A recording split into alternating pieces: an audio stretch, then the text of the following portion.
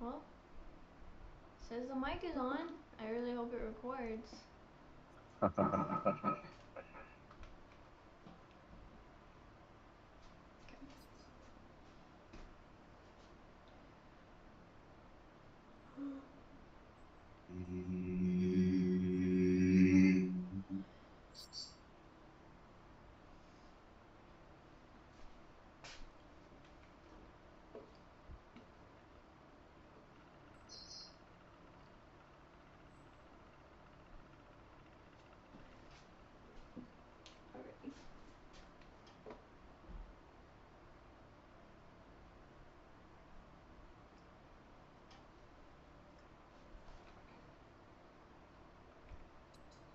So we're gonna get started.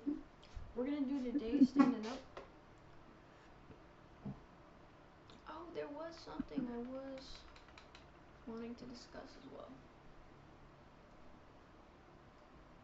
Hang on, I'm gonna grab something.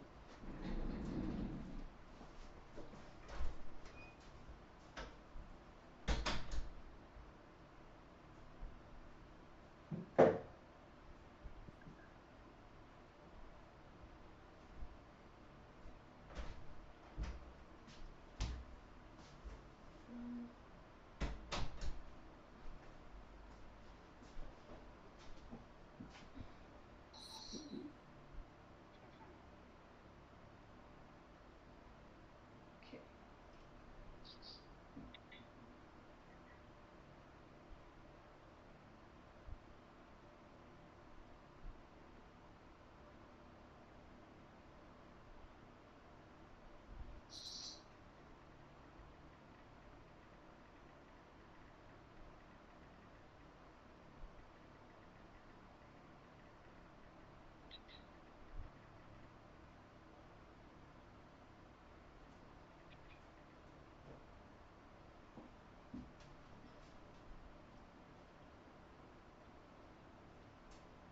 Here we go.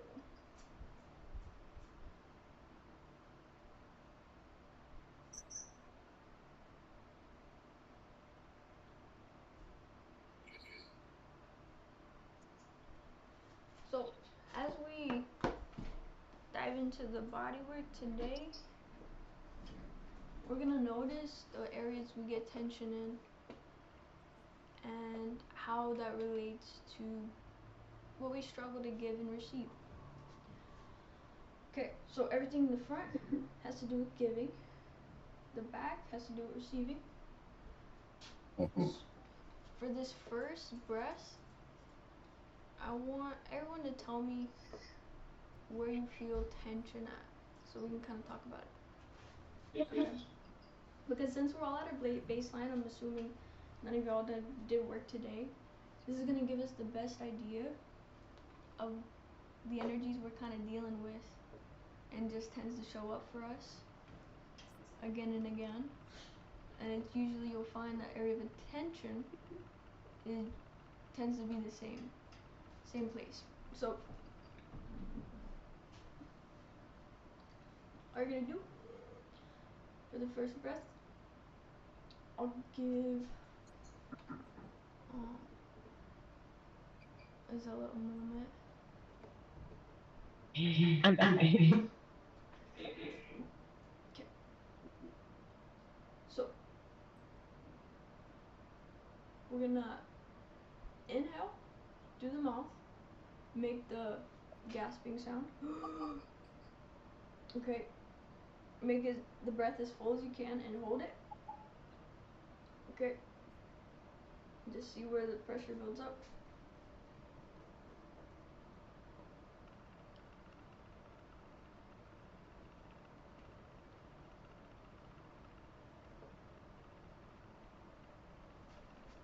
Okay, give me a thumbs up when you got it. Okay. So for me, it was the chest. That was the first place I felt it. Who wants to go next? Go ahead, Nat.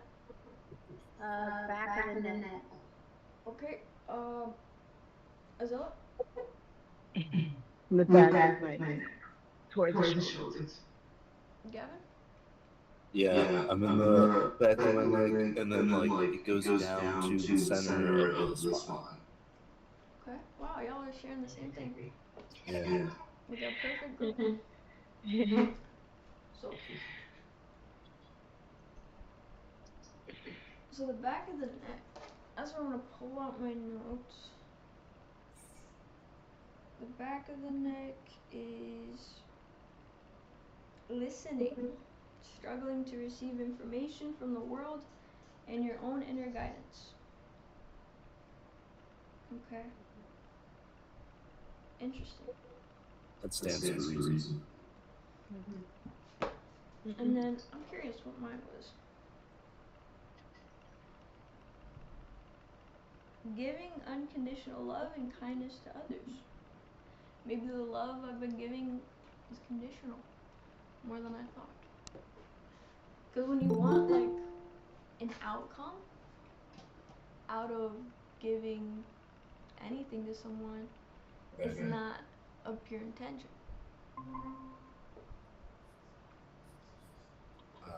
Hello, Tufi. Hey. What's up, buddy? Okay, so Tufik. Okay.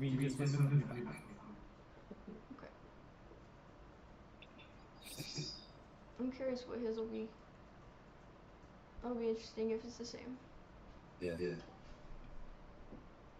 You know, I feel that it connects to the chest, like through the solar plexus. Okay.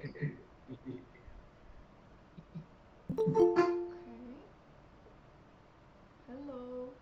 Sir. Yeah. There's some. Hello? Yep. Okay. Jesus. What's up, Izzy? So, we're waiting for Tufik, but we got Sarah and Jesus. So what we just went over, the first thing we did, we took a breath. And wherever you get tension, it's likely going to tell you where problems tend to show up for you reoccurringly. Because right now you're at your baseline, unless you've been doing work today. So what we're going to do for this breath, we're going to see where that area of tension relates to trouble you may have with giving or receiving. Okay, the front chakras have to do with giving, the back chakras have to do with receiving. So for the first breath, it'll just be how Jesus goes through it. The very first time. Could do me a favor. Can you pin yourself? Because for some reason you're behind like the thing on my camera. So you're the only one black. Yeah. Okay. Okay, I'm gonna do it. Thank you. Mhm. So what we did, and Azella, Gavin, and then it was Natalie. They all had tension in the back of their neck. Okay. So, but for those who just joined, what we're gonna do, take that breath. Alright, and you're gonna make a gasping sound, the H sound. Fill up as much as possible. Hold it. Where do you get tension?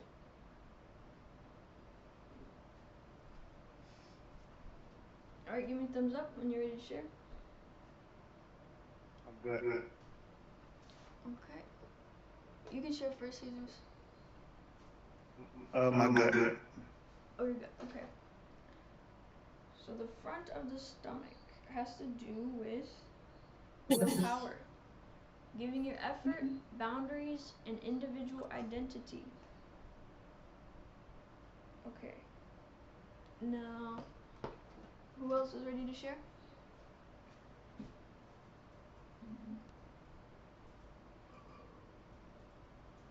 Tufik, did you get a area of tension? Where's it at? Lower back? Yeah. It needs a bit. Okay, let's see. Lower back, that has to do with receiving joy, pleasure, intimacy, and the flow of your own emotions. Right on his lower back. Alright, Sarah, did you get an area? Well, it seems that Tuvik and I are in the same camp today. Okay. Good to know. So, a couple of y'all are sharing some blockages. So we're gonna just work on whatever we got going on in the collective today. It's always different, because, you know, different people join, and that gives us different energies to work with. It's blurry. Why is it doing that? Let me see.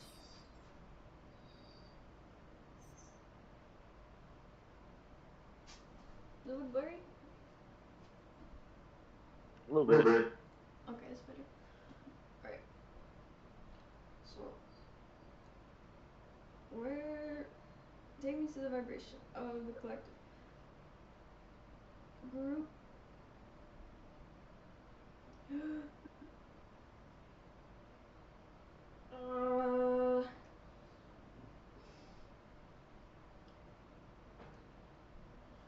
Alright. So we're at, like, right at the eye. Okay. I've been working on that for the last hour. We're gonna do today standing up, but I would say if you don't want to stand up, you don't have to. So,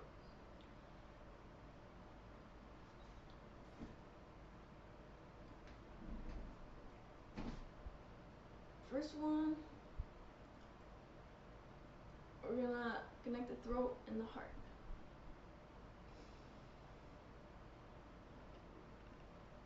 Alright. And remember that area of tension that you felt at the beginning? Alright, because we're gonna see if maybe that tension moved at the end. But also, wherever the tension you do get at the end, we will do shadow work specifically for that area that you're struggling to give or receive. So,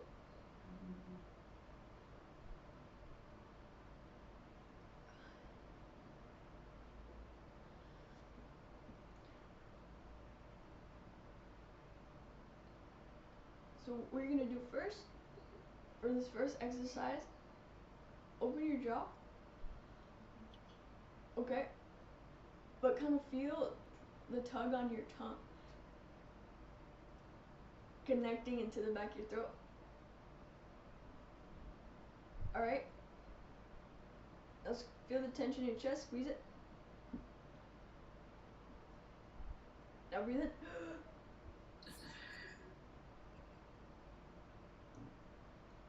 Now you're gonna get tension in your stomach. Push the air out against it and make a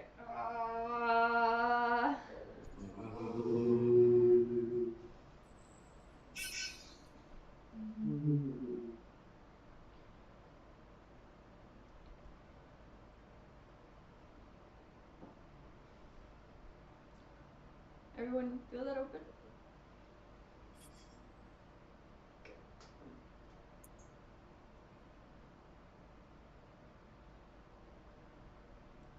Now you're gonna place your fists in front of your chest. And when you squeeze your fists, alright, you're almost gonna feel like it's connecting in there. Almost on each side. Okay, now breathe in. Okay, now make a wide smile. Squeeze your nose. And squeeze your lower abs. And push your lower abs out as you pull the breath down and go.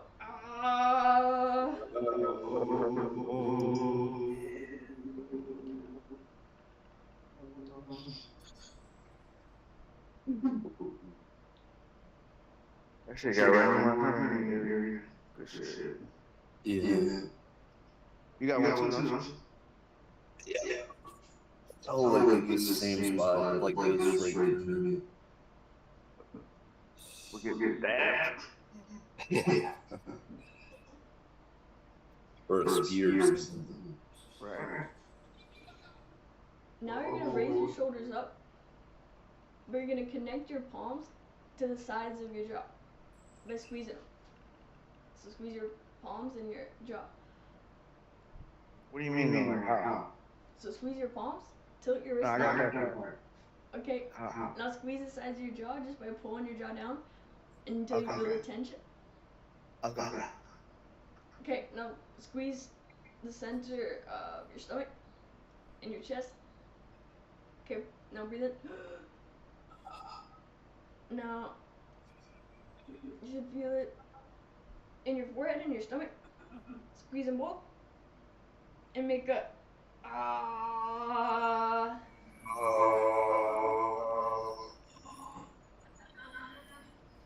Remember, every time you make the sound, you're creating more room, you're expanding your insides, make them wide. If you're still squeezing, as you make the sound, it's not gonna be as full. So, Wicked.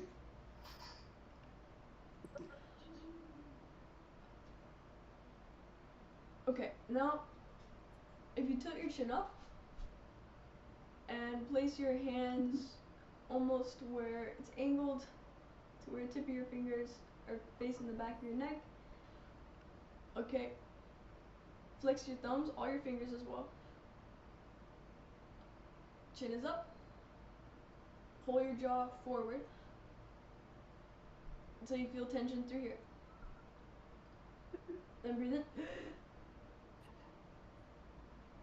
Now squeeze the top of your head, your nose, your front abs, and go.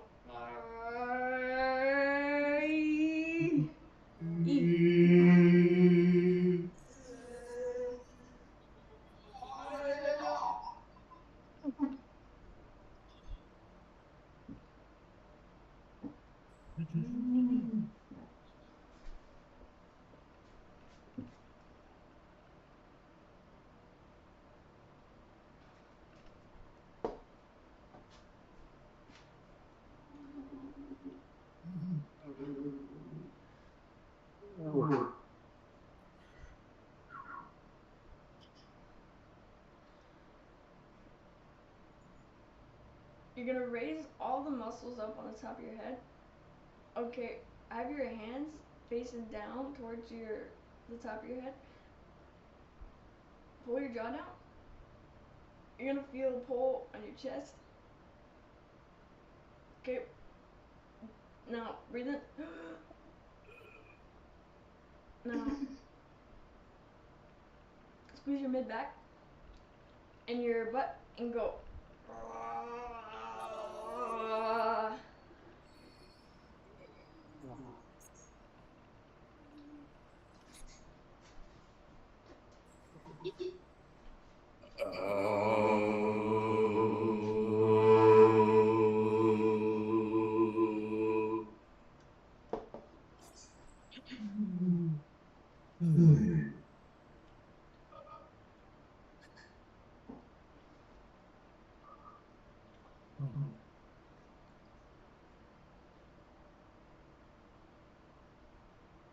Okay.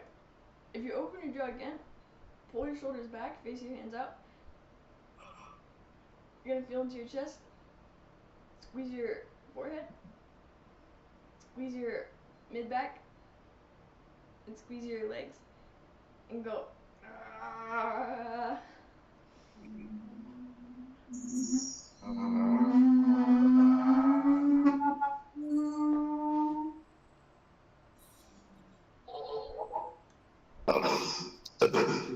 Excuse me. I'm feeling so much open up in this like muscle here.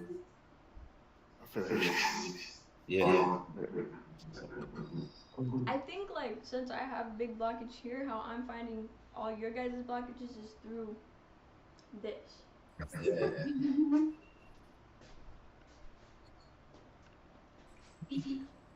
Working.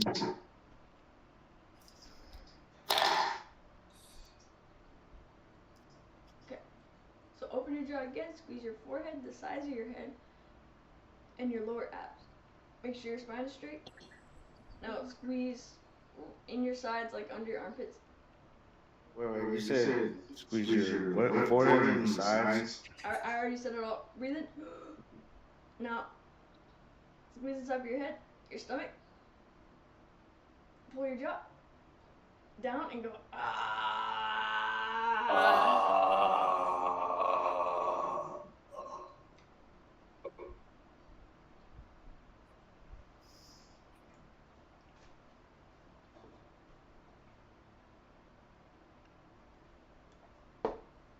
Because after you feel those points connect, they become one, and you can't really no longer tell where you started.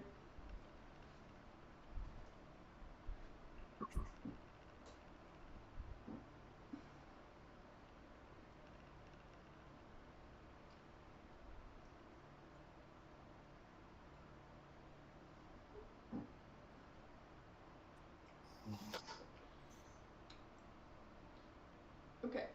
If you make a smile but squeeze your chin, face your wrists down, squeeze your palms, you're gonna feel like your jaw connect to your chest. Okay, squeeze your chest. Squeeze your fist, breathe in. Now, squeeze your lower back, your chest, your forehead, and go.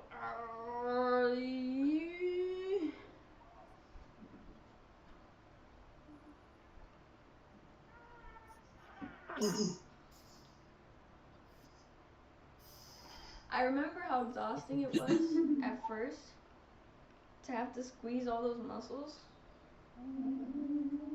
but like the payoff is so worth it.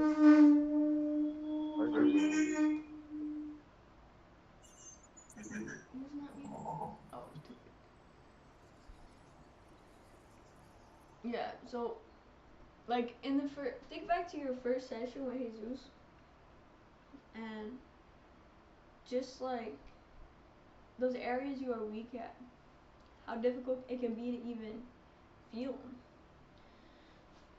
And that can make part of this seem like really difficult for those who want to start, so if they have weaker muscles. But it doesn't so much matter how strong your muscles are. It matters how you use them, how you use what you got. And that's true for a lot of martial arts, even like jiu-jitsu. Like with jiu-jitsu, 100-pound woman could pick up a man twice her size just by using strategic leverage.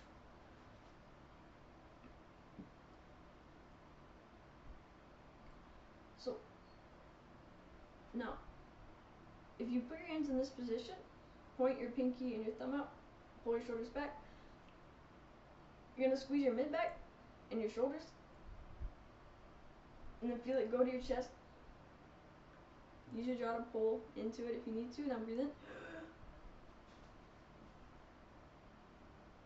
Now squeeze your upper abs. You're going to squat down, squeeze your forehead, and go as you stand up. You should feel it kind of go up from your chest to the back of your head.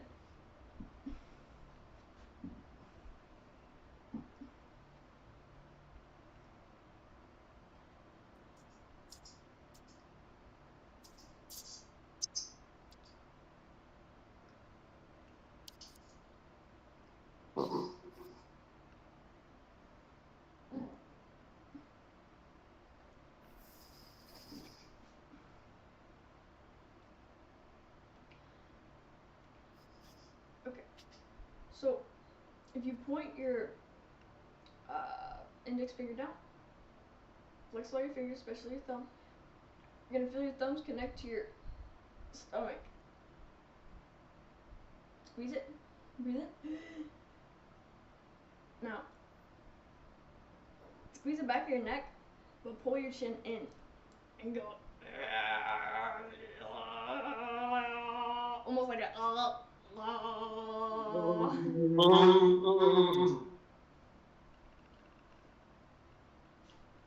yeah, it's getting in the back of the head.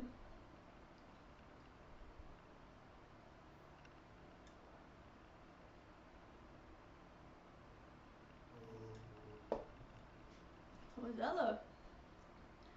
She had a big opening.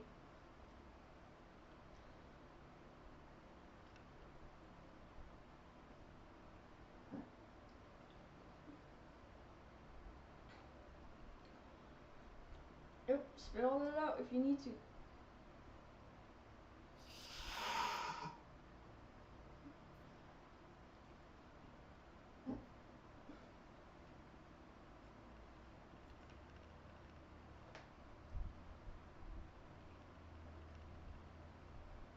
Like the idea of like mucus in the body is just so gross but fascinating to me.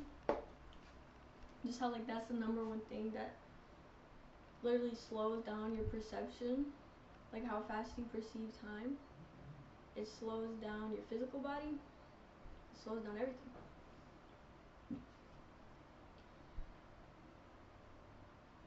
So if you flex your hands again, but really just flex them out so you can feel your palms. Feel it connect to your chest. Raise your back of your head and connect your stomach to your jaw and go ah. You're gonna feel it go to your chest, then your stomach. For the cheese.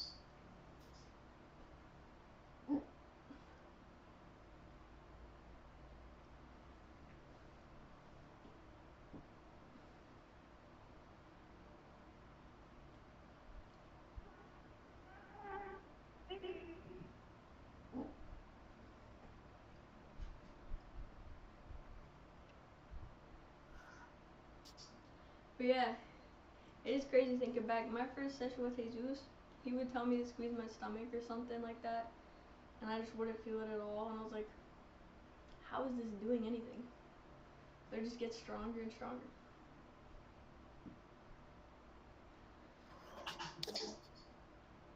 So, if you squeeze your upper abs, face your hands up, squeeze your hands, but like in the shape of a claw. Now, just squeeze it so you feel something open and breathe in. Now, make this weird face where you pull your upper lip up, but so you can grab your nose, and then you're gonna feel into your chest and go, ah, ah.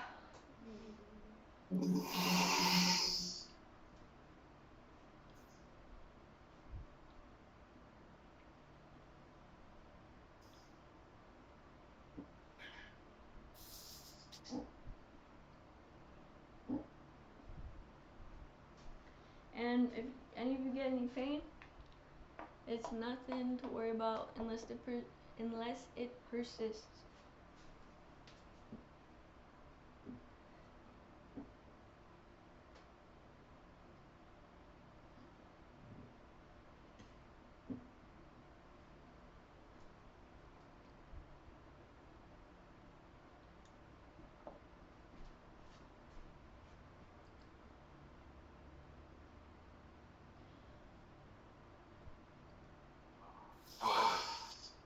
How's everyone doing so far?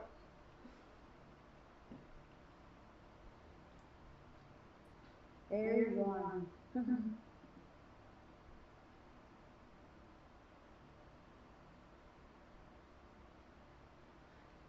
Now you're gonna squeeze your eyes, face your hands away from you, but facing towards you. Now, squeeze the top of your head. You're gonna squat, squeeze your stomach, raise your shoulders up, and now you're gonna make a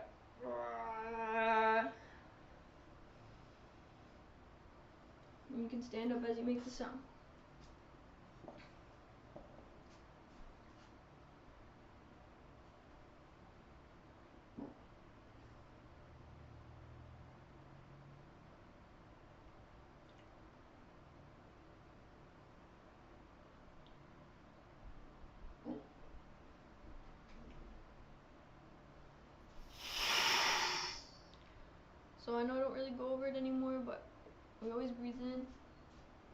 the end. That's the only way you can tell if a blockage has opened, is if there's more room than there was before for the second inhale. So, now you're going to face your hands away from you, pull your jaw down, but you're going to feel into the tension in your arms, squeeze all through your arms, and then breathe in. And you're going to squat down again, but squeeze your lower back, and then squeeze your butt and make that ooh as you stand up.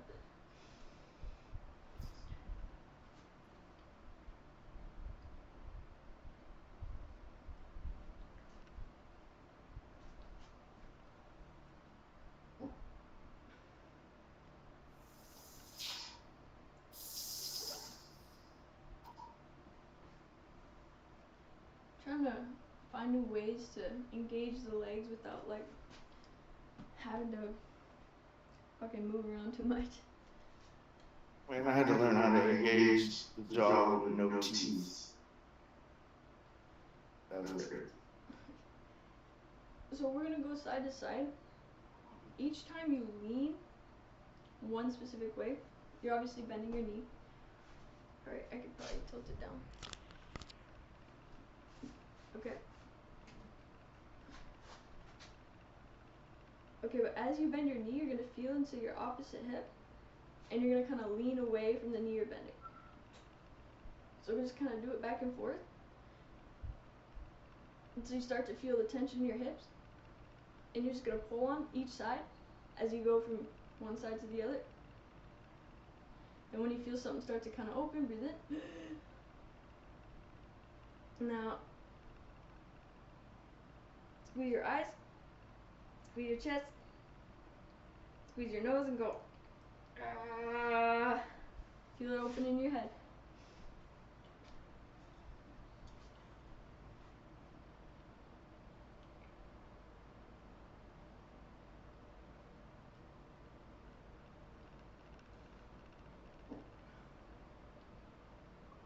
And get some more water.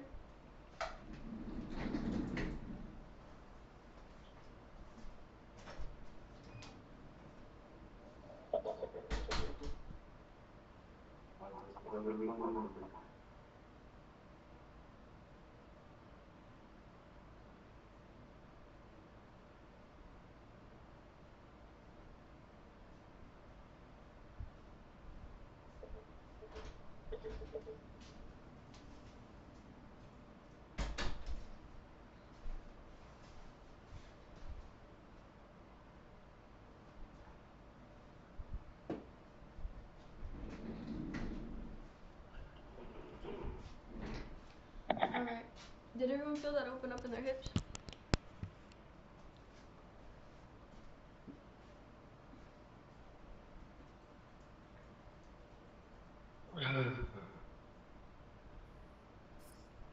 So, something happened right now.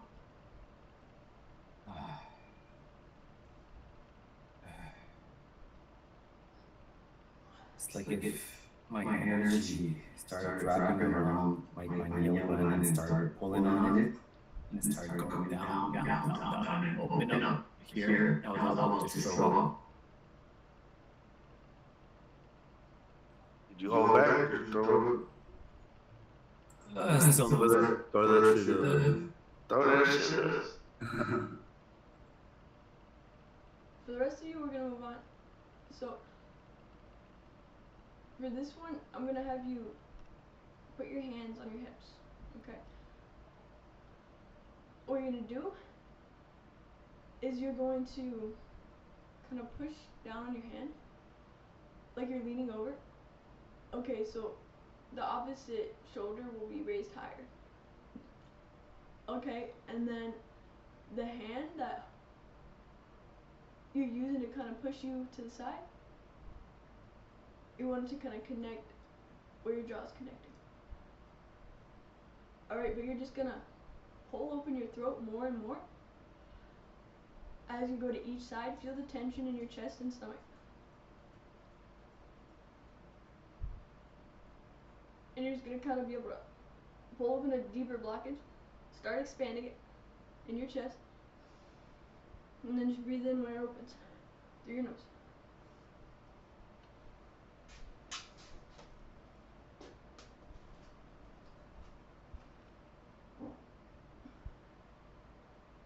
That was a cool one.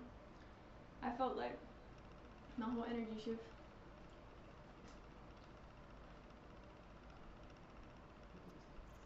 Okay, because as you're doing that, you're doing it to like stretch your chest, but on each side as you go from one side to the other. And the straighter your posture is, the more you're going to feel those muscles, and you'll be able to expand them. Start feeling blood flow, airflow.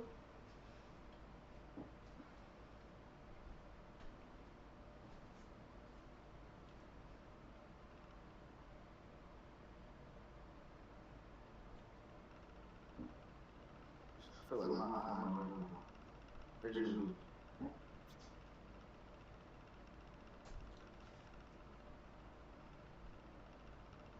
Did everyone get that one?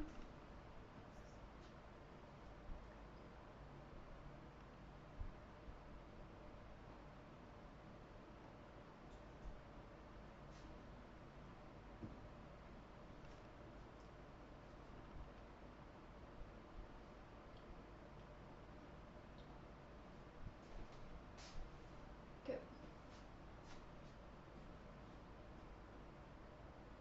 How you doing, Tufik? I wasn't able to throw up, but a lot of mucus came up. Where do you think it came from? So I had to pull something here from my solar plexus. Okay.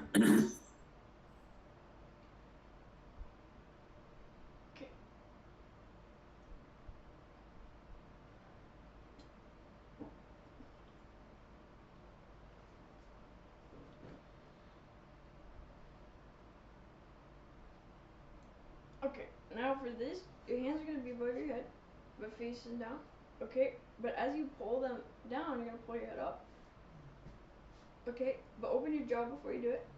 Raise the muscles on top of your head. Okay, pull down and just grab as much muscles in your arms and your chest. Okay, then you're going to feel in your chest and your mid-back, squeeze them. Squat down, make a and stand up. Whew.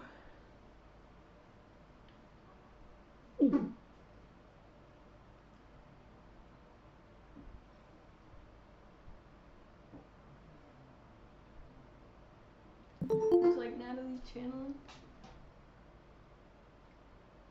That's good.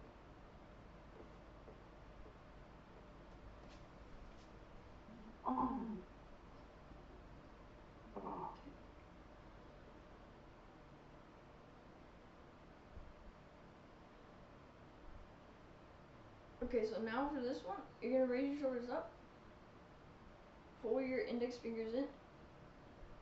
Okay, it's gonna hover over your stomach, flex all your fingers, open your jaw, feel from your stomach to your throat connect, breathe in.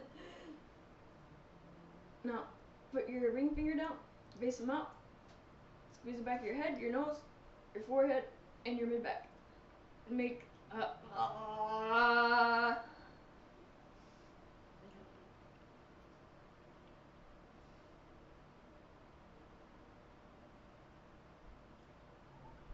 lot of steps. But this is what I'm reading for y'all, so it's what you need, it's what you can handle. Gavin, this first time you came here to see? Yes. Yeah, you had Gus and Two-Face. Good shit. Oh, and you Manuel. Yep. Okay, so if you kind of face your hands around your throat like you were almost gonna choke yourself. And then pull your jaw down. Tilt your chin up. You're gonna feel into your throat and the side of your chest. Now pull your shoulders down and go. Ah.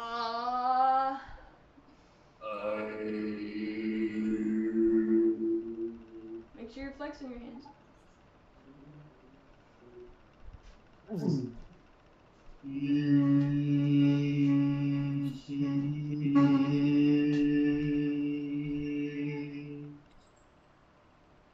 Alright, if you're not flexing your hands, you're not using them.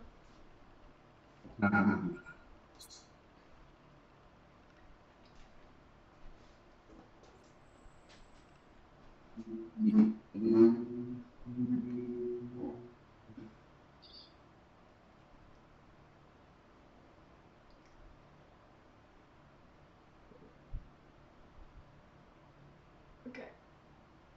Now you're gonna squeeze your fingers like you're grabbing a ball, but you're really grabbing the blockage in your chest. Okay, so once you got it, breathe in. Now, face your hands out. You're gonna grab down again in a claw,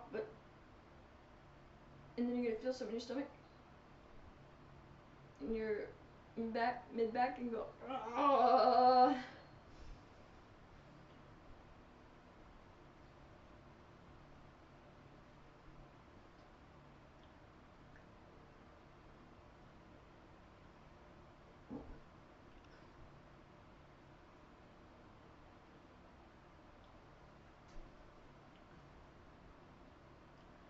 Alright, technique over brute strength. So if you're having to like really use a lot of your strength to push through a blockage, it just might not be the right pathway. Or the best pathway. So that's why you just rely on your own senses, because all this is for the collective. You know, there might be some you can't do. And then you just gotta feel where the tension is and apply whatever I say to that area. So now you're gonna connect your ring finger and your thumb, squeeze them. Now you're gonna feel into your armpits and your shoulder blades. Now make a then breathe in, and that was all.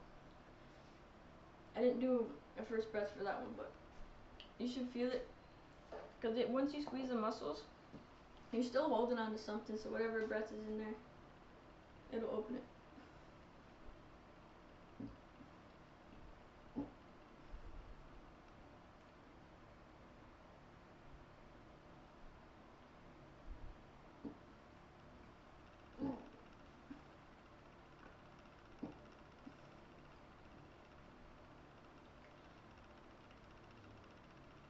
Okay, now you're gonna face your hands towards your stomach, but your ring finger is gonna be down.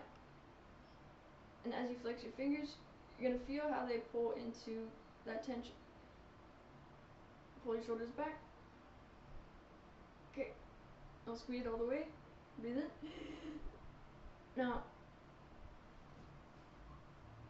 I want you to open your mouth wide, lift your head up, pull your chest out, and go.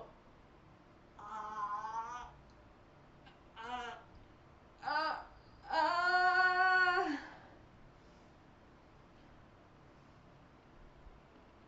Posture and form is important for that one.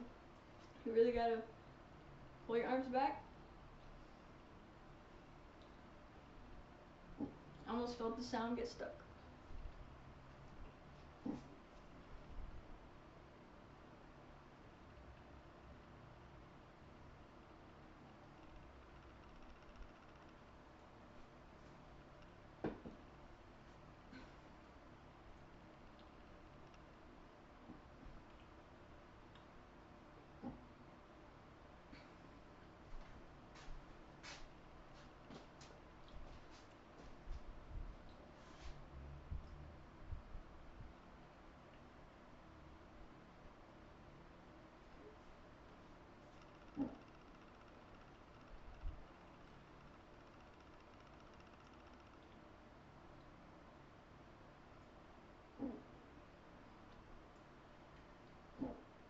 Alright, so as a group we're at the crown, but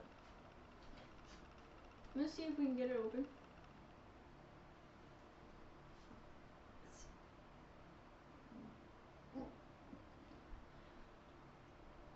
So you're gonna face your hands opposite direction of each other in front of your chest. Okay. And it's almost like you're gonna feel both sides of a wall. Okay. It's in your chest. Once you feel it, squeeze it. Breathe in. Lift your shoulders up. Pull them back. Pull into the back of your head and go. You're gonna feel it get to your mid back first, but go.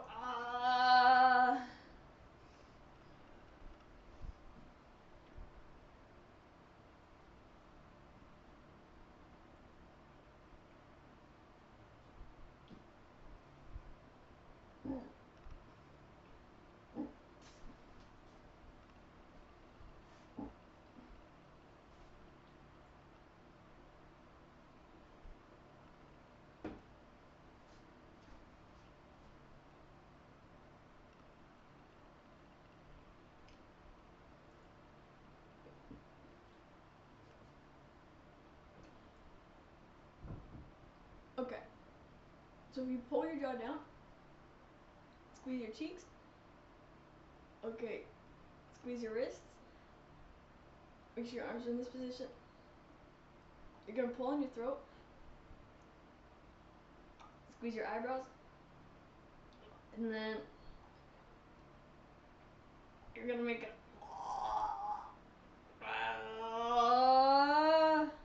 Squeeze the top of your head if you're struggling to get it through.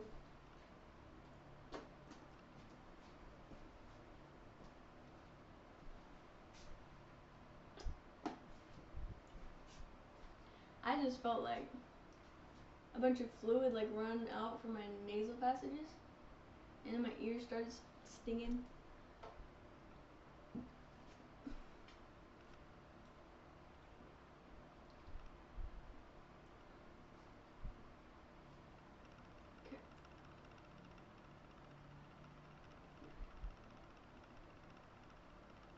Okay, now you're gonna tilt your wrists down, arms are up, tilt your chin down.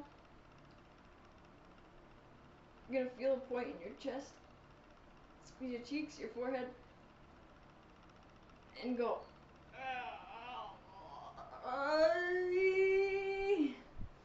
You're gonna open something in the middle of your head.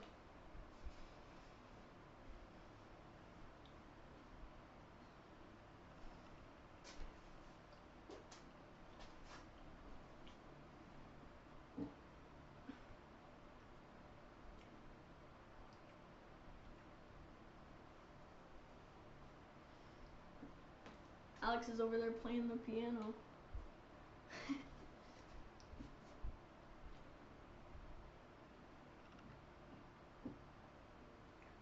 Okay. You're gonna connect your ring finger and your thumbs again. Squeeze your stomach, your chest, your forehead, tilt your chin down, and go.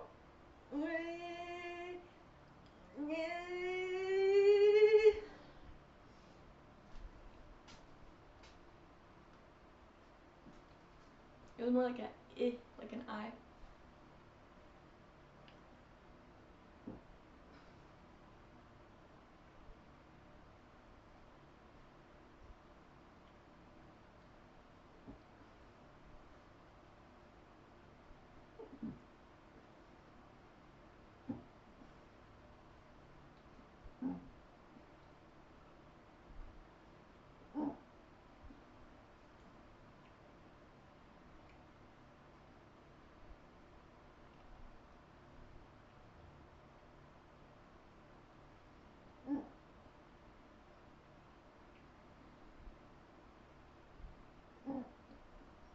I feel like some of you got your crown open.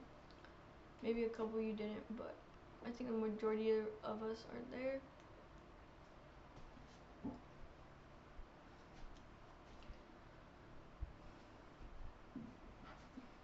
Okay. Now let's take that same breath we did in the beginning and see if that tension moved.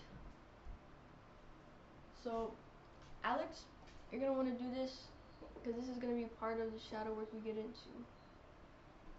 So for this, so we went over the front chakras have to do with giving, the back chakras have to do with receiving. So you're gonna fill up your lungs, make an H sound, hold it. Okay, just tell me wherever you get tension, and that's the shadow we're gonna focus on.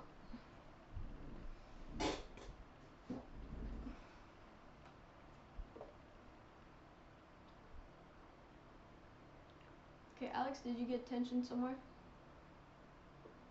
Solar plexus. Okay, and I'm gonna share this with you. I shared it at the beginning because Jesus, that's where he felt his. So, the front of your solar plexus has to do with trouble giving your willpower, your efforts, your boundaries, and your individual identity. Okay. So, alright.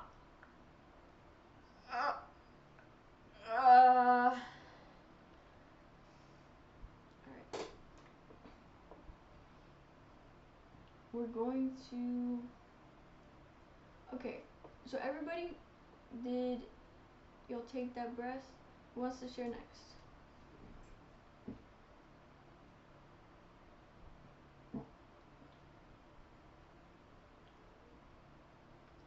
I just blacked out a little bit. I didn't get a blockage this time. Okay. You just felt it move on its own? No, I actually just totally went black. And then like woke up with my head on the table. Okay, that can happen, but what I want you to do this time, that happened to me a couple times in the beginning. It's really nothing to be worried about. Just make sure you have maybe like a pillow or something to fall on in case. It's the best advice I can give. So Don't hold your breath in either and squeeze because I can't get in your body. yes. So whenever you breathe in and you're searching for the tension, you want to make sure you're expanded. Everything is pushed out so you can feel where it's tightest. Okay, so who wants to share next? Mine's still in my lower back. Okay. And then Gavin? So I'm at like the base of the ear, like where the ear canal goes down to the sinuses or whatever and drains. The very base of that. Okay, so connected to the neck. There's like a muscle between the skull and the spine. That's what I'm feeling. So only in the side, or was it at all in the front or the back? It's in the side. It's just in the side. Right there. I'm gonna ask, let's see what AI has to say. Okay.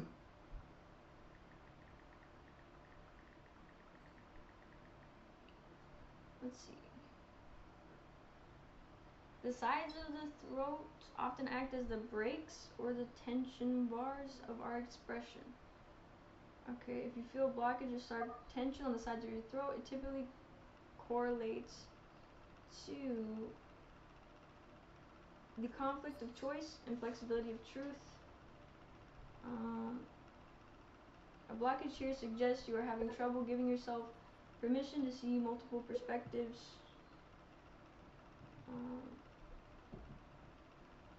My way or the highway thinking. That's what it says here. Who knows if... I think it stands to reason, yeah. Okay. So yeah, use your discernment if it doesn't, you know, resonate. But,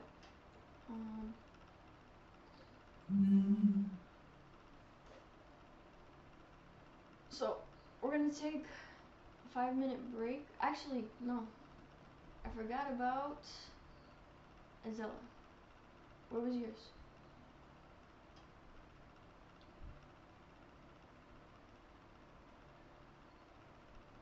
At the beginning, I had told her to go for the bathroom and going down to the shoulder. I did it again, and I didn't feel it there anymore. I didn't feel so I felt it kind of, sort of like this also. So I tried to do something to clear it out. Should you focus on shadow work for where she first felt it? Yeah. Okay. So that's good. Like that is proof. So if you felt it move, that is proof that you made progress. But no, we will focus on the first blockage you felt at the beginning. All right. Just so we are getting to the source and not skipping steps. So, I think that was everybody. Natalie, do you want to try that again? But maybe hold your breath a little less long. Yeah. Okay. So, do the heave. Make sure you're relaxed as you're holding it. And let me know where you feel it.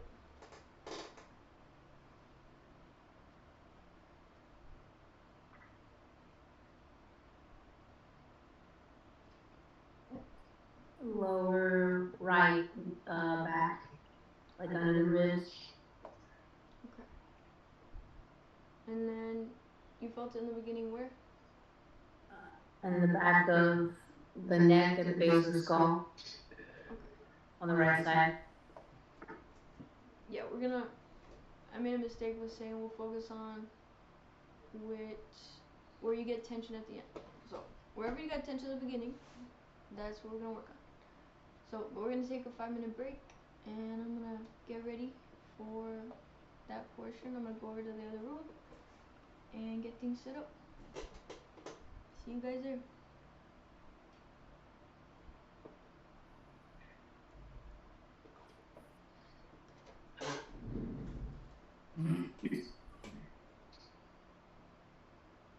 How's everybody's day going? It's going alright. I'm gonna switch to my phone. I'll be back next month. Good. My hands are on fire. Are you sharing me? Maybe. Nice to meet you.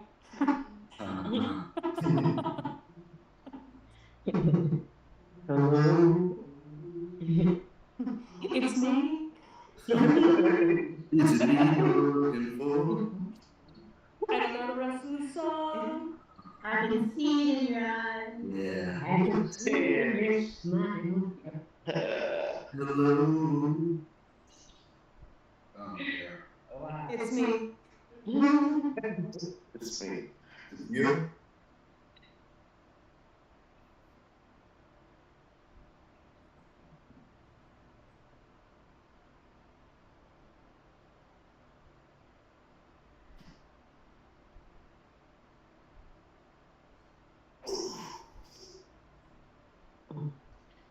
Tufik, where did it end up for you?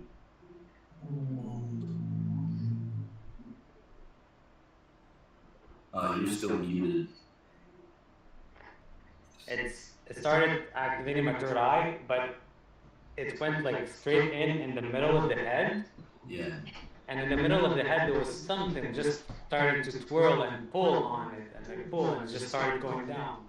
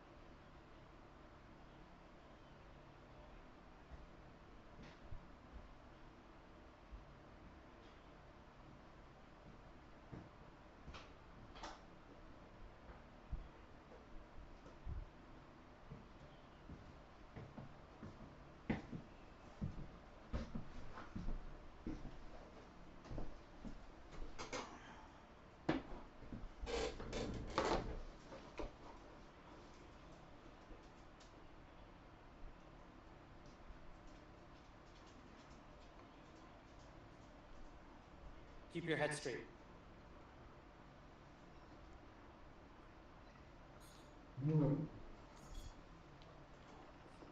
Yeah. Yeah. Yeah, it feels like it's at the tailbone now, huh? It's getting more fun.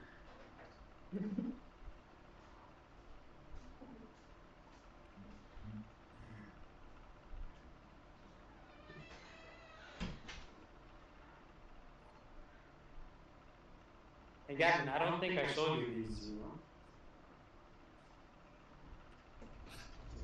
Give me a second. He just pulls out a gun. Whoa. Hey Natalie, show Gavin the throat shirt. Hey Gavin, them shirts, she got them made for the coat.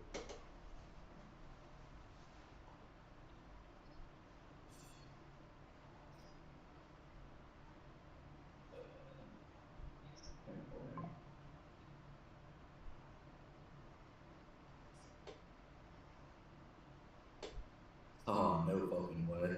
Feel it? Oh, that's sick as fuck, dude.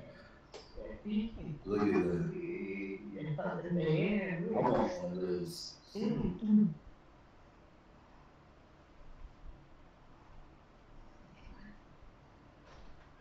Dope as fuck. Thank you.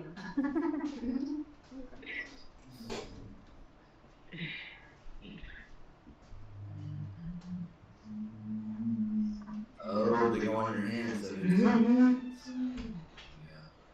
Are you feeling it? Yeah. I feel it on my arms.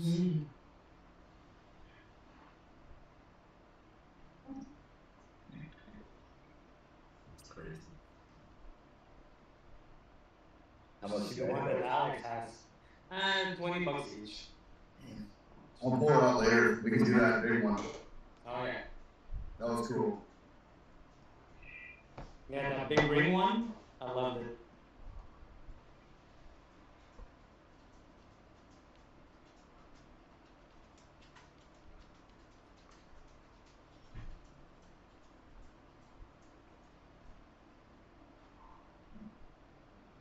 Okay. So, I'm back. I think I already seen this. Hang on, let me know if y'all can see. I'm sure. This is an old school too. Hey, wanna try it? We can't. Wanna try it, Tiffany? Oh yeah. We can't see the flame though. Yeah. It just looks white. Just looks like a light bulb kind of. Damn, Alex, what the fuck is that? Intense ring.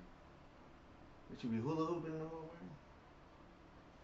Match frequency of it, and if we did this last night, match frequency of it while I moved it up and down my body. You see it? We can't. We can't see it, bro. You gotta darken your something. You need something. Turn the light out. Yeah, turn the light off. I can't turn it, but I don't know why. No, turn the light off. I'll turn the light out. Okay. Yeah. So I put it?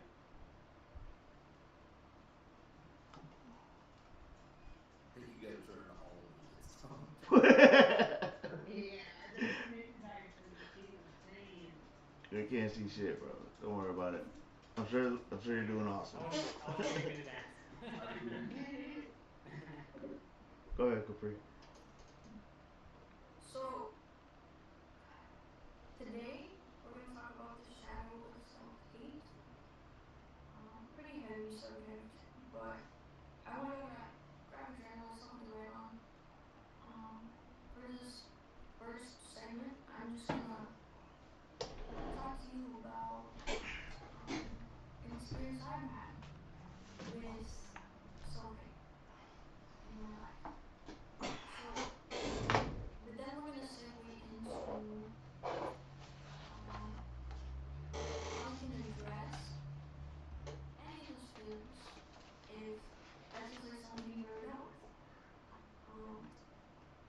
Of course, blockages are created because a part of us feels we're deserving of pain. So whatever that pain is for you is going to be unique to you. And I'm going to help y'all go through that. But does everyone have something to write on? Okay.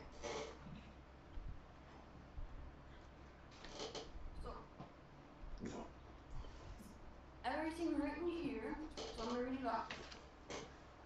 Today I'm going to start by sharing a story about the relationship I used to have with myself. I used to feel like I was only deserving of pain. I liked that when other people made me feel bad, it would make them feel better. Because that's the kind of relationship I had with the role models in my life. I had an active imagination when I was younger, as most kids do, but I would use it to imagine people treating me poorly, to act out that self-hate. That was genuinely the best thing I could think to use my imagination for. And a part of me knew that I could take whatever pain was thrown at me, and eventually whatever pain I threw at myself. It made me feel worse about myself to imagine hurting others the way that they hurt me. So I took on the role of the victim. At the end of the day, I felt I was the one who should be hurting if it meant the other person gets a release. Because that's what I was truly searching for, a release. And I didn't believe that was possible for myself. Okay, and what's the difference if I'm the one playing out the role I thought they deserved, the role of the victim? I considered myself a no one. But as soon as I embraced that, it led me to the golden truth where I realized I'm a no one, as in not an individual part. Not one, but multiple, not separate from the collective consciousness. There are many different aspects of myself. That's why you can't preach, we are one, if you can't also recognize other people's shadows within yourself.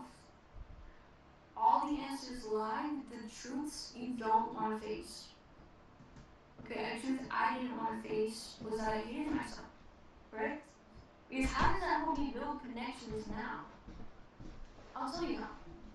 It gave me the strength to walk through my own doubt and fears, which I now help other people walk through. Because when the loneliest person in the room finally realizes they don't have to be alone, they can build a community of people wise enough to see how we're all connected. But that comes as you face your doubts and fears. We are building that community together. Awakening doesn't come until you find the truth that shatters your old limitations. And that truth is something both emotionally felt and logically understood.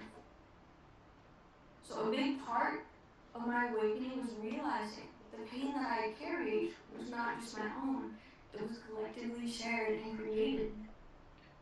And realizing that I could find the strength within myself meant the hope that others could do the same.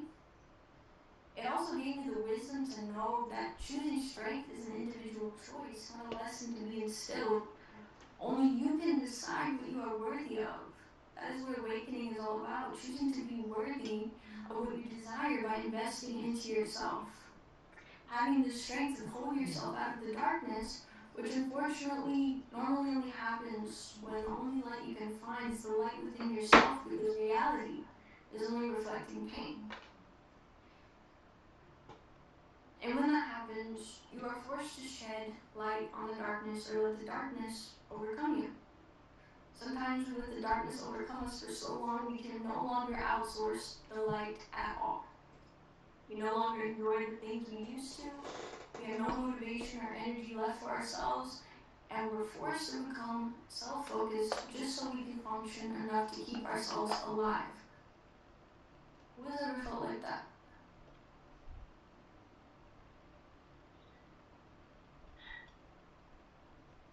That is where your golden truths lie. In the moments you were ready to drop everything to experience a change. The moment you were willing to go all in on improving your life because it meant your survival. The problem is when we don't know what our next move should be. Because while that sounds great and feelings can be liberating, having a direction to channel that energy into is hard to find. And I think this is what a lot of us have been searching for, and I hope you're beginning to find that here. A lot of people are left with this feeling of not knowing how to give back to themselves, how to feel replenished. The problem is nothing will ever replenish you if there is still emotional pains blocking you from receiving.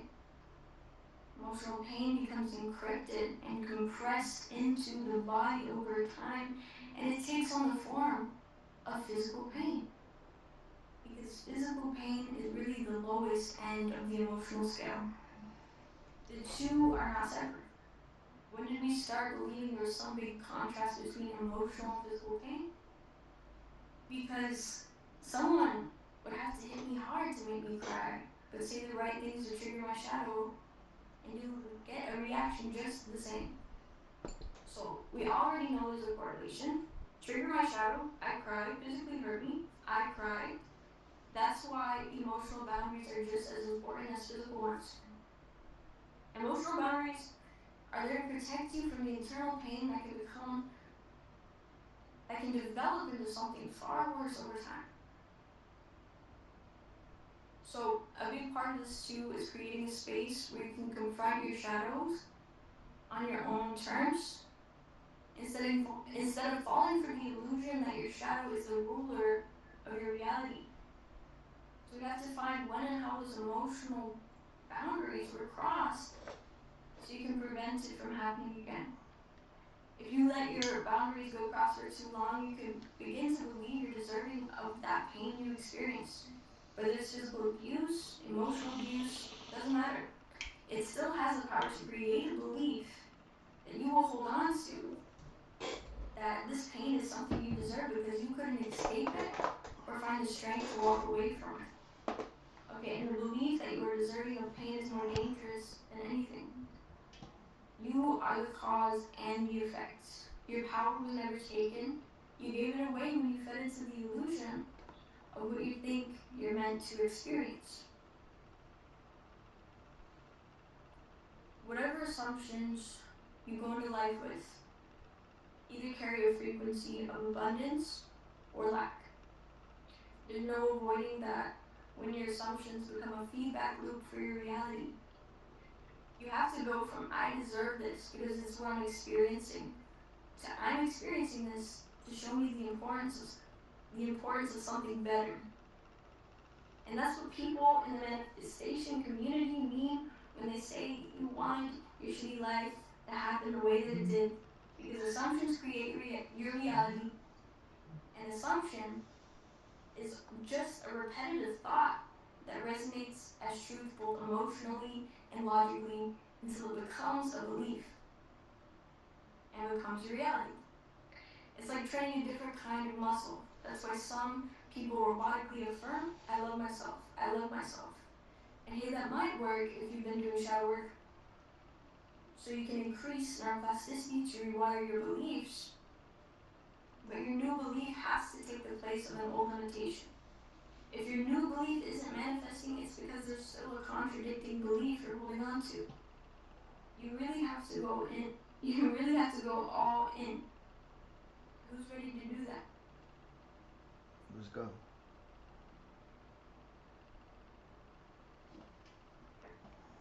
So I can't see y'all because camera's rotated. But I'm guessing everyone has a thumbs up. Yep. Okay. So I do have a shadow work prompt here. It would probably be easier to follow this one first, and then we can go into what each of you felt individually the place you hold tension at. So what we're gonna start with, because I feel like acknowledging the times that you were strong is a good way to practice self-love. So, and you can write this down. The shadow work prompt is, think about a time in your life where everything was falling apart. Looking back with the wisdom you have now, what would you tell that version of yourself? And let me know if I need to repeat it.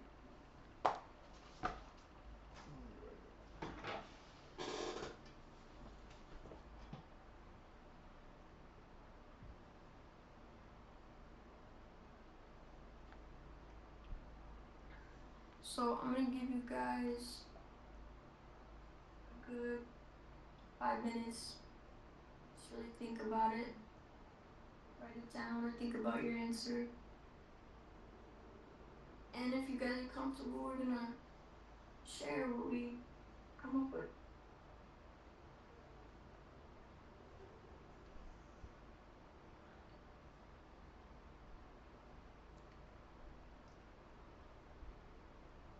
So this, cause like I talked about earlier, finding a space where you can approach your shadows intentionally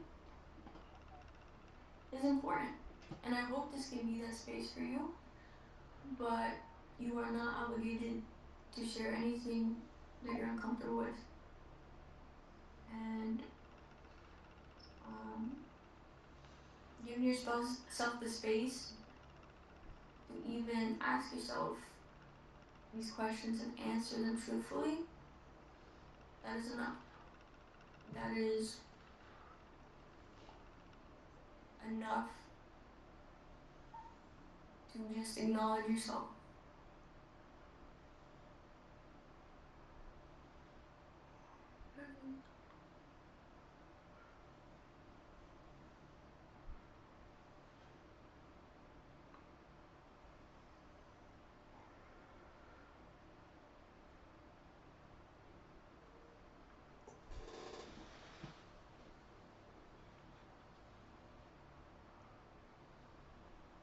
And now, I'm not gonna lie, I didn't prepare for this. So I'm gonna have to, I'm in the same boat with you guys.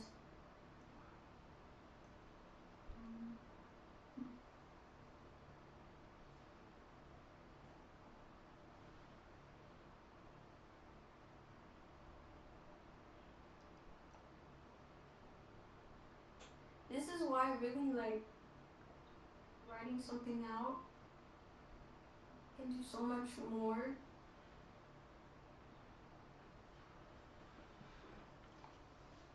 Okay, because if that projector screen of your mind isn't working, you gotta project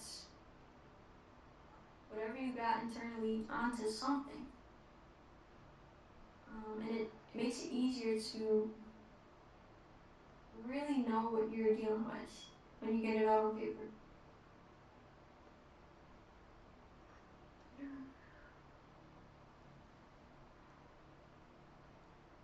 But this, it is a shadowy question, but with the focus on the light. All right, I want to start off with something that we could all do.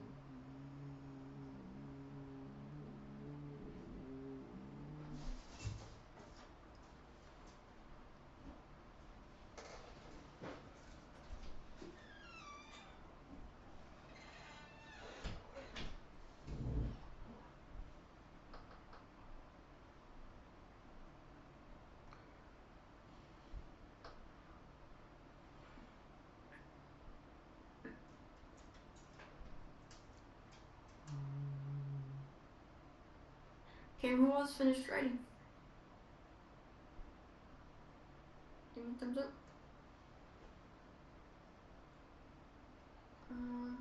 I can only see 4 of you. Sarah's done. I think we're all good. Okay.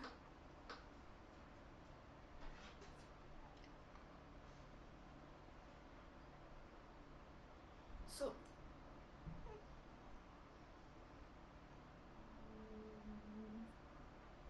stay connected to your breath as you work through this. Excuse me. Came up for me was a couple different points in my life. But I guess I'll just focus on when I felt trapped by physical pain. Because not only know, but I did have some pretty serious health conditions that affected my quality of life significantly. And at the time, I didn't know that there was a way out. Because when everyone is telling you that something is incurable, what are you gonna do but believe the same? But once I started noticing the connection between emotional and physical pain, it made me feel like I could take things into my own hands a little more. And so I started doing shadow work. And then the first person who made me truly believe that it was possible was when Joe Dispenza talked about his injuries and how he healed them. And I was like, okay, I'm going to focus on this. I'm going to focus on, looking into spontaneous remissions and all that stuff. And because that's all that mattered to me. Why would I want to focus on anything else when I wasn't able to enjoy my life? Because of this. So during that time, before I knew that it was a possibility for me to heal, I think what I'd tell myself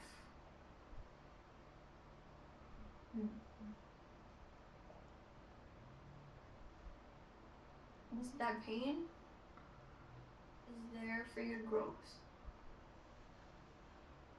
Okay? I know it feels impossible to overcome, but the only thing that's getting in your way are your beliefs.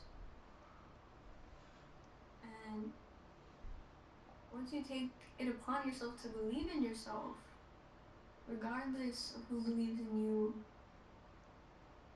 then you can finally heal. So I think that's what I would tell myself. But let's see. Does anybody want to share today? No pressure.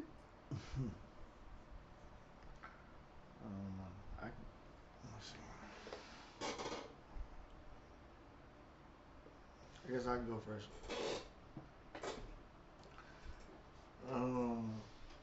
When I got my hernia, I was still small, right?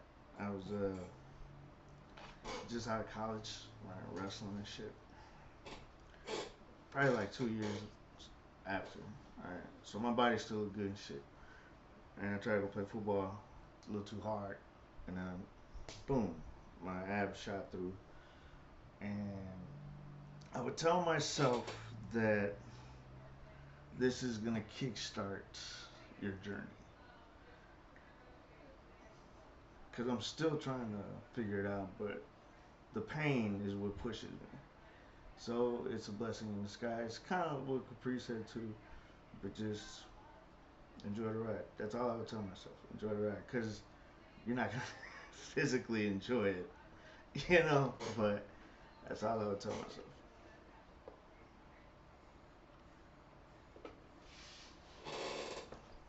Thank you for sharing. I can go next.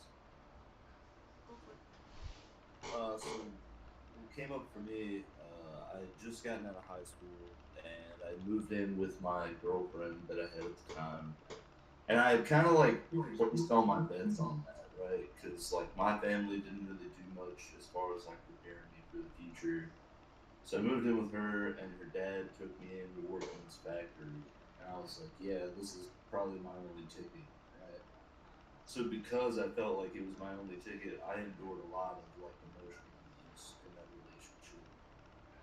And eventually, like we broke up because I just fucking had enough of it, and my whole life fell into free fall because I had relied on these people to kind of get me to the next level of my life or whatever. But today, I think I would tell him to not worry about it because as soon as things happen, your awakening will begin. You got so many people that love you that you will learn to rely on, and that you are worthy of the love that you tried to give. Now, I want everyone to keep this in mind going forward. Um,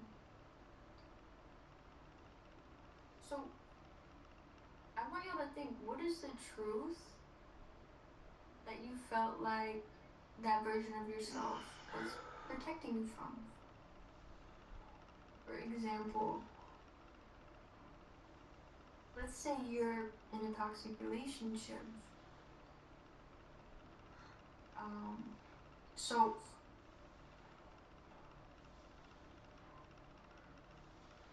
your beliefs could be protecting you from the fact that if the right person was there, would you have this, would you be able to hold space for them? Would you be able to hold space for the right person? Because the worst thing is when we can't have something because we're not ready for it. So just as an example, sometimes your beliefs will block you from something that is good for you because you're not ready for it. So I want y'all to think about that. What was that version of myself protecting me from?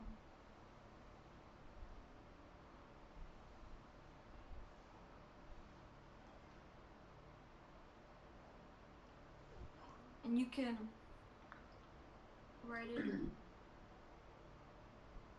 think about it for a couple minutes.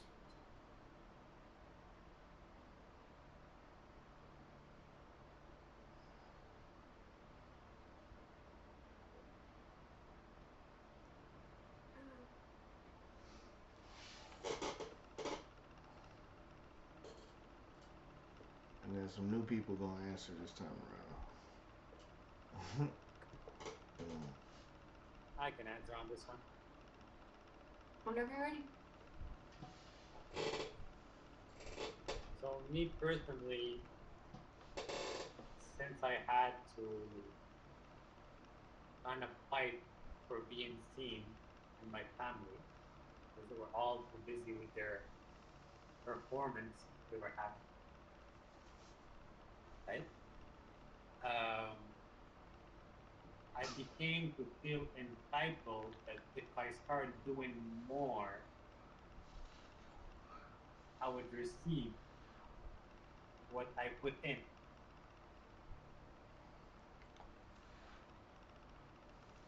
And because of that,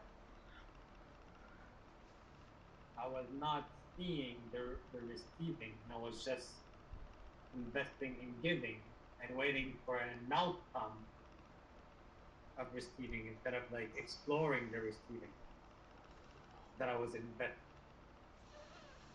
So I think this is where you say that maybe I was not ready to receive.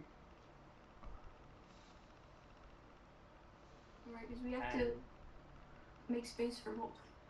Yeah, and I think that's where my anger comes from, because sometimes I give so much out of myself. I feel entitled for some kind of love, but that's not the way it's supposed to be. It's not supposed to be like a debt. So what place are you giving love from?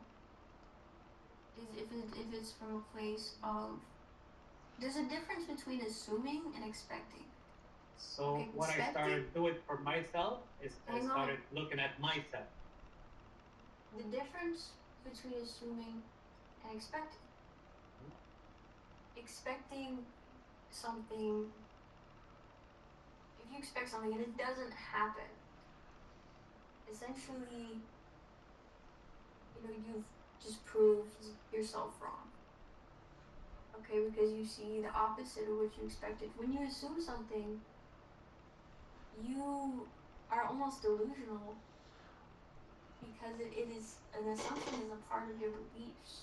It is something you built over time through repetition and through resonating with something that you had to make true for yourself by, again, investing time into yourself. So it's important to know expecting something can close you off from receiving it, but assuming is you knowing that it's already true, that it's already gonna happen, because you put in the work and you acknowledge that work has made an actual change, an actual shift inside of yourself. And so you're just waiting for reality to catch up.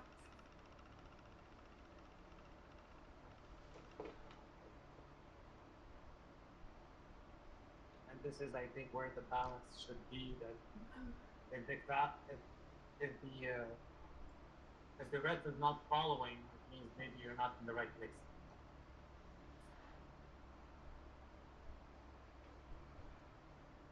Can you repeat that?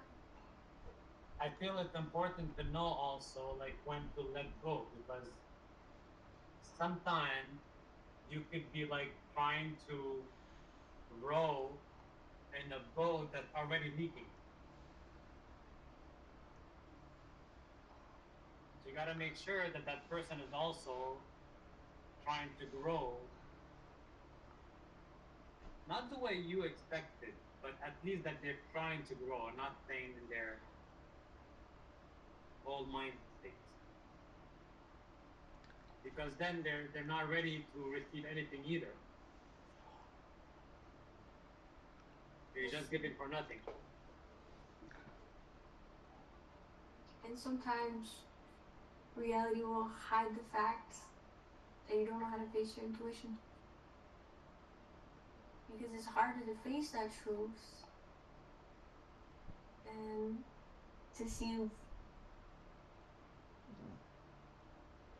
to think that the issues that not using your intuition caused are actually non-issues. Like, you would rather see those issues in your life than to acknowledge that you played a part in allowing it to happen.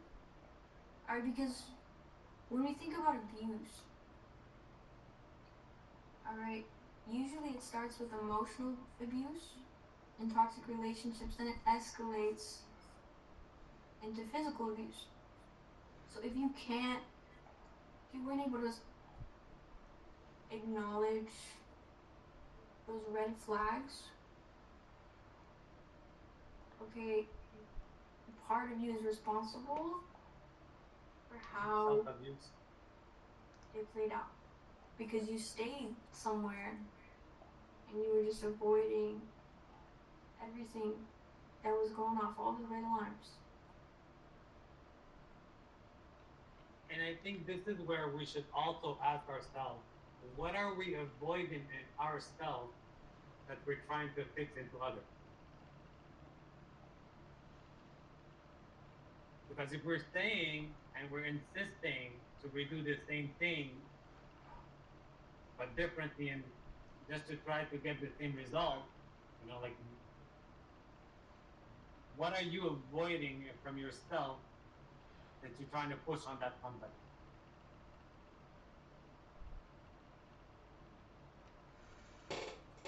So, for example, I noticed that I was so much into healing that I wanted the people around me to heal,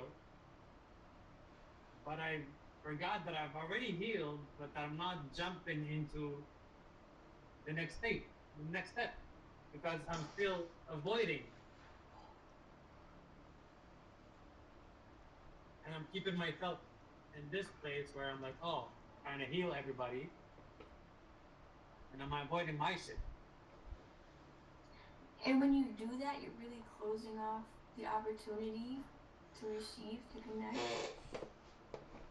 Alright, because we all have pieces of ourselves that are ready to shine in the light, and we all have pieces of ourselves that we want to keep hidden in the dark. So it's a balance, but there's always more for it to do on both ends. Hey Capri, I know you can't see on our side, but hey Natalie, you was going through it pretty good. I want you to tell us what's up, okay? I don't think I ain't seen you. I seen you over there. So I just want you to get whatever you got off your chest, okay? Okay.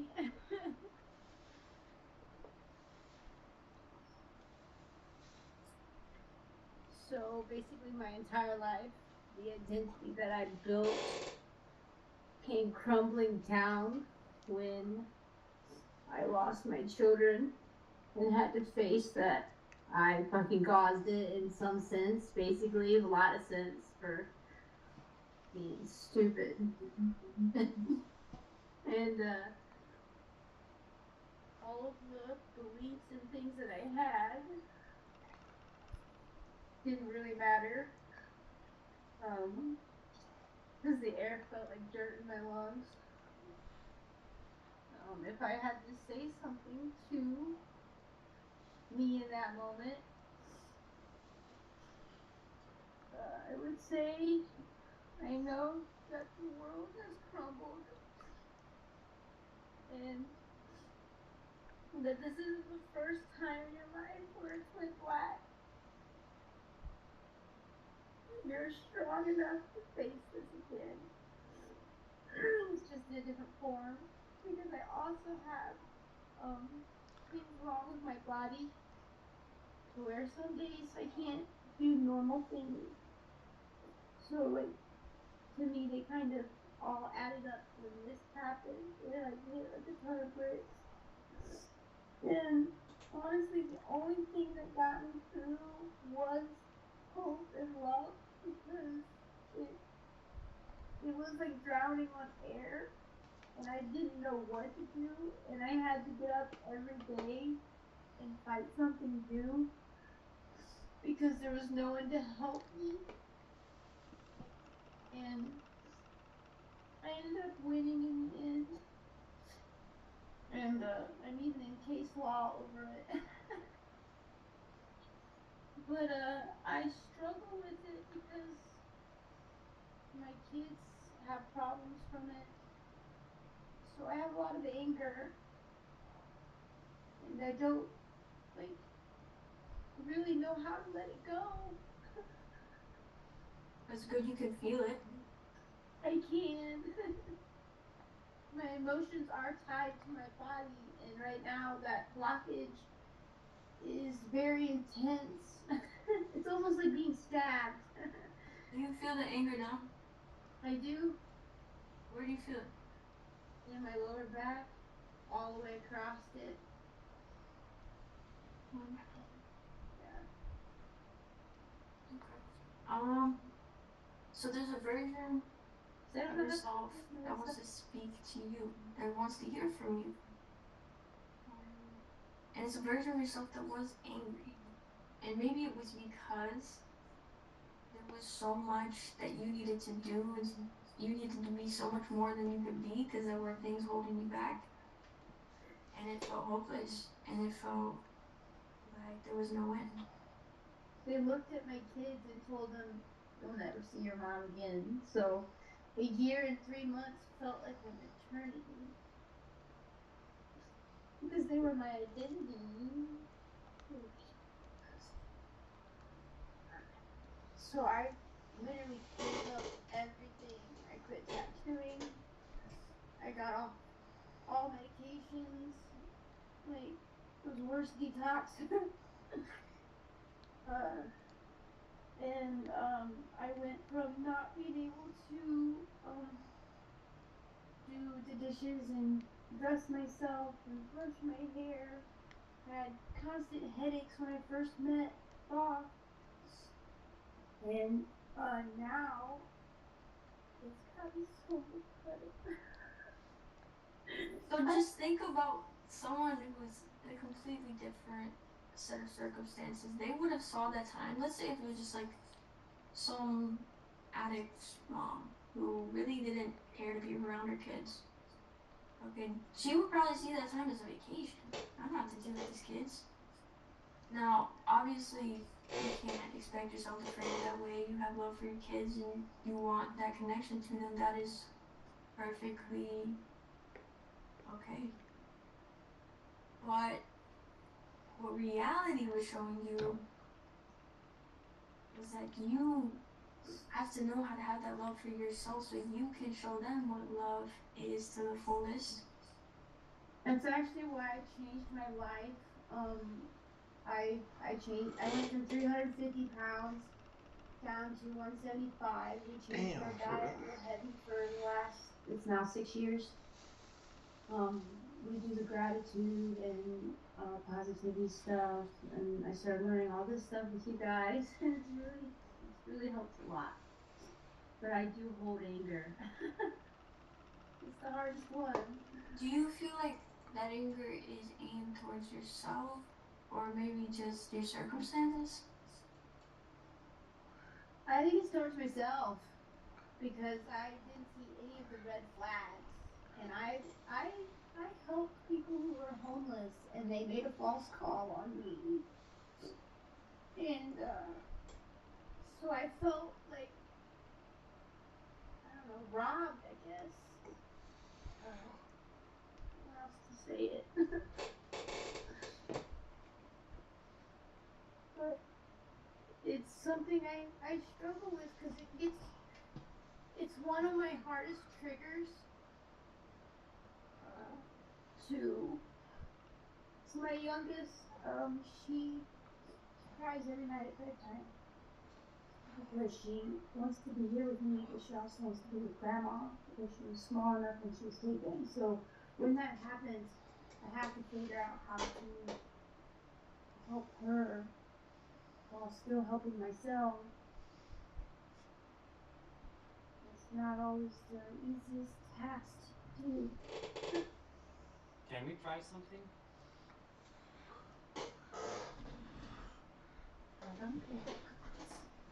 Can we try the Ho'oponopono prompt to see if we can release that pain with affirmations? Now that it's there, we've been talking about it for a few times. Oh yeah, it's all the way up to my armpits now. Okay. Okay, and for So that, focus on it, and I'm gonna tell you the phrase that you should say. Okay. let's let her come up with it herself first. Let's see if she can Okay. do that. So, but when you use a Ho'oponopono, the way that it is most effective is when you. So, think about that time when you were angry. Okay. And we're gonna start with I love you. Okay. Just say it. No. Okay. Well, that's what we're gonna start with. I think we should start with the acknowledgement first, with the I'm sorry. Okay, we can start with that. So, Okay. but basically what you're gonna do, just say, I am sorry because, and fill in the blank. Okay, you are apologizing to yourself because you're the one who put yourself in that situation, and you need to acknowledge that the strength you had to bring yourself out of it. I'm sorry because you don't have to share, but feel free to. I don't really know, like, If I may, I know Natalie and she troubles with finding words. That's why I was just gonna propose a prompt, just to give her an idea. right? And we can go from there, okay? Yeah. So I am sorry for the part of me that believes I am responsible for fixing everything. I am sorry for the pain I feel when I see suffering and I feel I cannot stop it.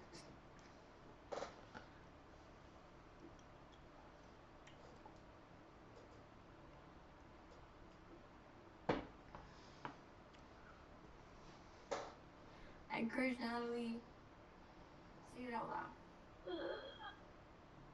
I'm sorry for fucking everything up. But I pulled myself out of it. I did it all by myself. And you should be proud of that. And you've already helped her learn how to breathe. And it's made a difference. Instead of 4 hours, it's down to 1.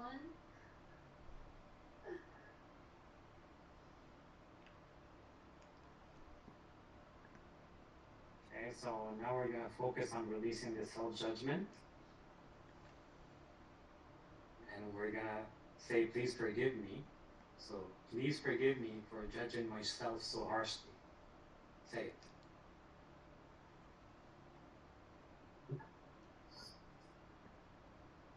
Please forgive me for judging myself so harshly. Please forgive me for resenting my surrounding or the situation for being more than I felt I could handle. So please forgive me.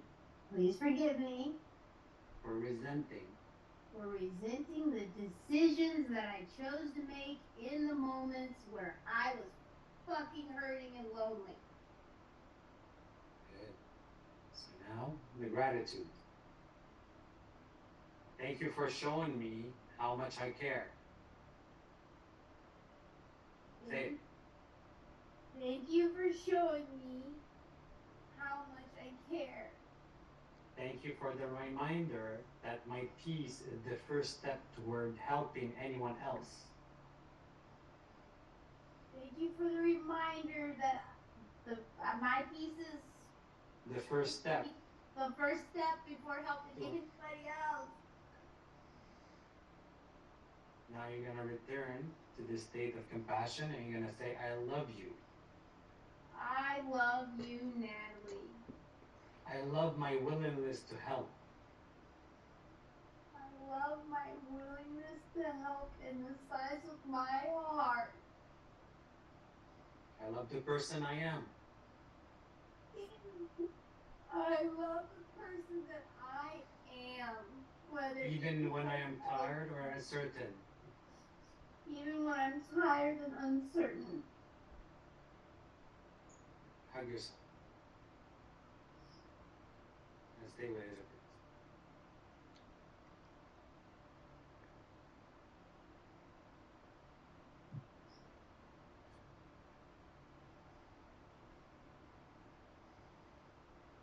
Take a deep breath. And give me a deep sigh, like a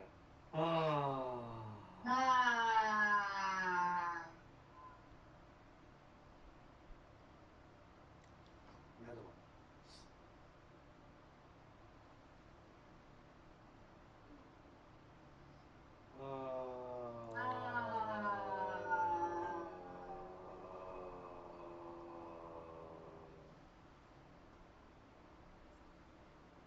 one.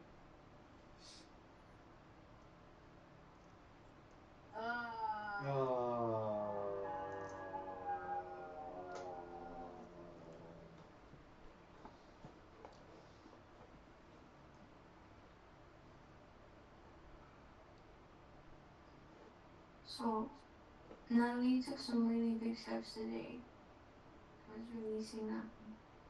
Of course, you know, you can't. This lighter. Sometimes it's good. It's good. So whatever your body's ready for, it's ready for. All right, no, you can't rush it. But you say you feel lighter, and I'm glad you feel that. Take a breath in. It doesn't feel like I'm being stabbed. It's good. It's good. I'm glad to hear that. In. Your lower back, it feels better. Yeah. Because normally I can't take a full breath in, and I can feel it in the bottom back side of my lungs. There we go. Making progress. Big time. I've been holding that in for a very, very long time. That was very brave too. You know, it's not easy opening up. In general, in front of a group of people can be hard.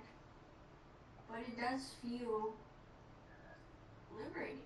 Sometimes more so than just keeping it to yourself. But you gotta discern what's right for you if you're ready to share that. And you were, and you did it great.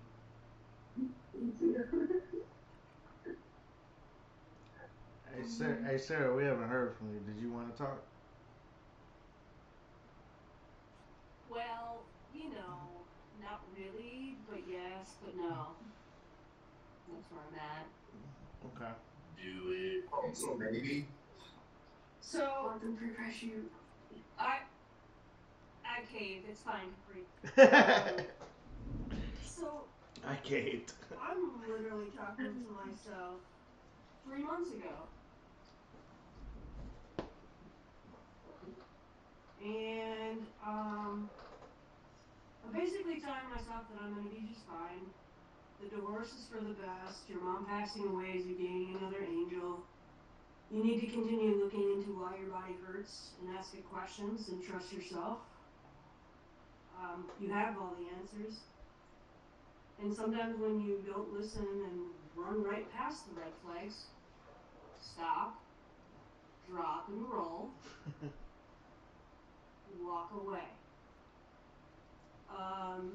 Continue to be curious, and when you move forward, use Ho'oponopono. Thanks, Toothpick. So what might help you is asking maybe what boundary was needed with whatever happened. You didn't go into detail, but that's something, and made me want to tell you that. Yeah, I know exactly what it is. It's honoring myself and loving myself first. Great.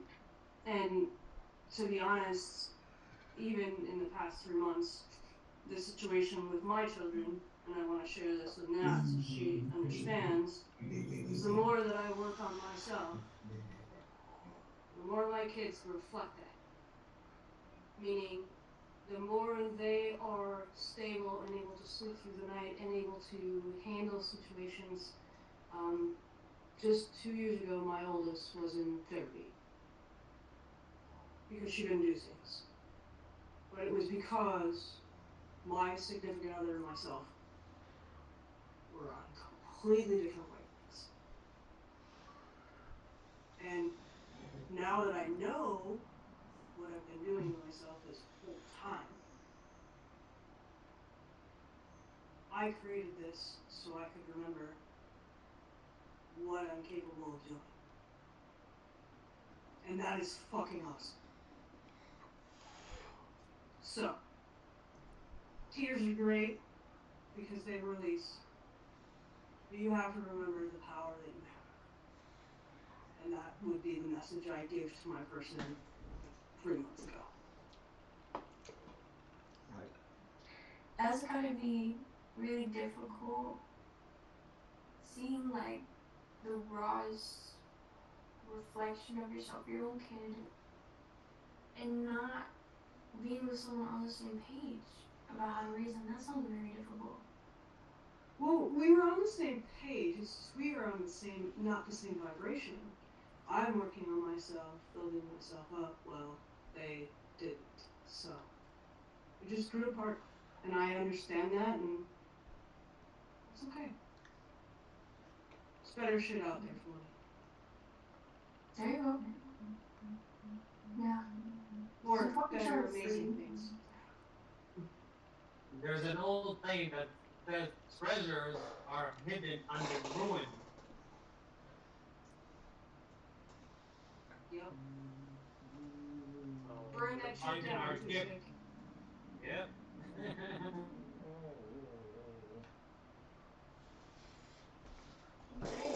Is everyone,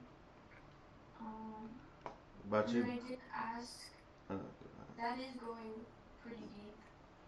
When I asked, what belief do you feel like that version of yourself was protecting you from? Did anyone come up with anything for that? For me, it was being alone forever. But I truly know I'm not ever alone. So. Hey, It's not a very. Go ahead. No, you're good, sir. Sorry about that. Hey, No, Gisar, I'm good. Gisar, you want to answer a question, bro? Go ahead. Alex, my bad. So the answer for me was I never wanted to be alone. Right? So I was protecting myself from being alone. Okay.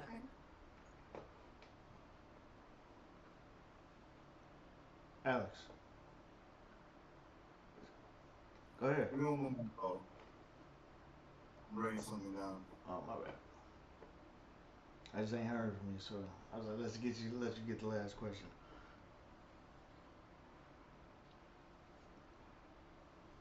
Alright, so my situation was very shortly after COVID started. Was going through a breakup and was just holding on to it. And holding on to the past, basically just avoiding loving myself and trying to search outside myself. So, message to my past self, let go, man. You're just shifting into a higher timeline, there's better things coming. They're right around the corner. Trust yourself.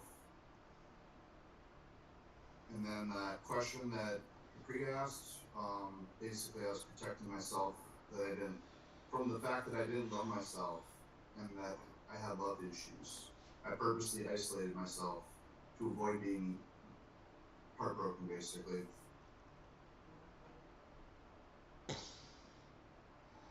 But that was the second time that happened, I guess. This one was a better relationship. The first one was kind of toxic. So a lot of reconnecting self-love, loneliness,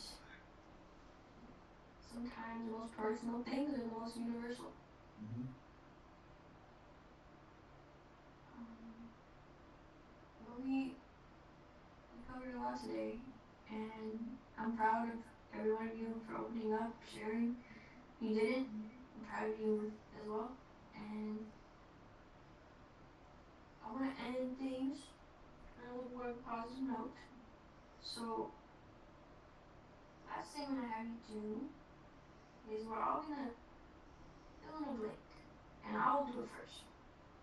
So I am deserving of blank because I said so. I am deserving of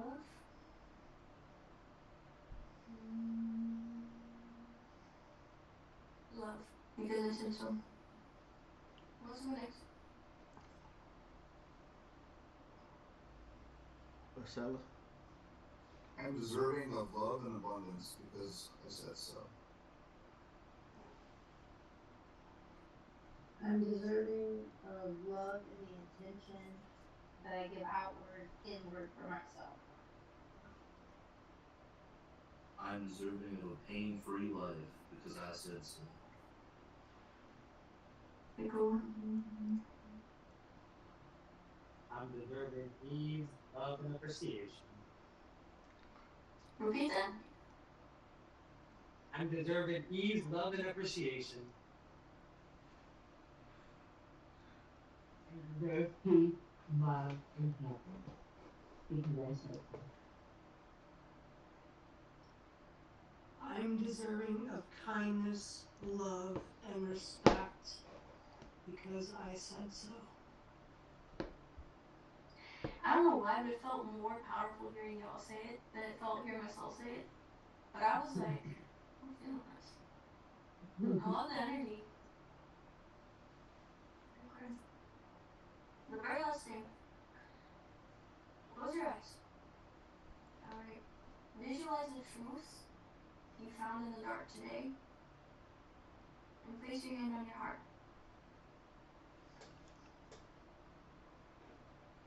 This is a reminder that you are the one holding you. You are the source of the light you were trying to outsource.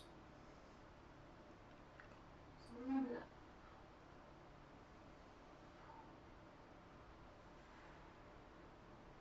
Okay, and if you still feel like you're holding on to emotions, right now, and you feel heavy, just want you to just shake your body. Just shake, shake, shake.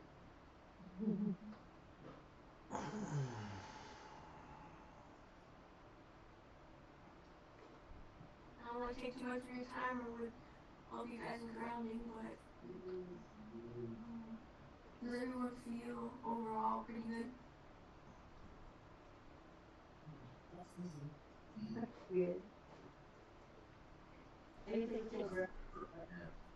So grateful.